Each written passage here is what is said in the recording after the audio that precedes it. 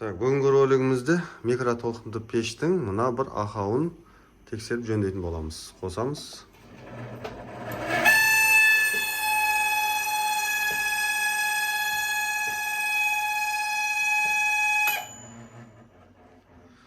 Мінекей, өздеріңіз естідіңіздер, осылай ысқырып, қышқырып, ақырып кетеді екен. Соны алла бұйыртса жөндейтін боламыз.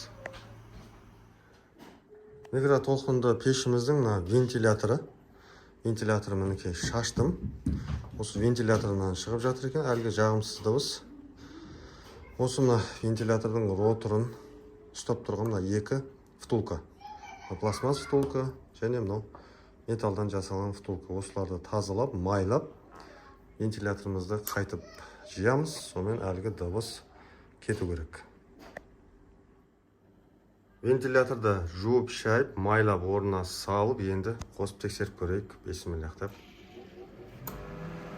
Мінекей, вентилятор айланды, дауыс кетті жағымсыз. Осымен ақау жөнделді. Бүгінгі ролик осымен бітті.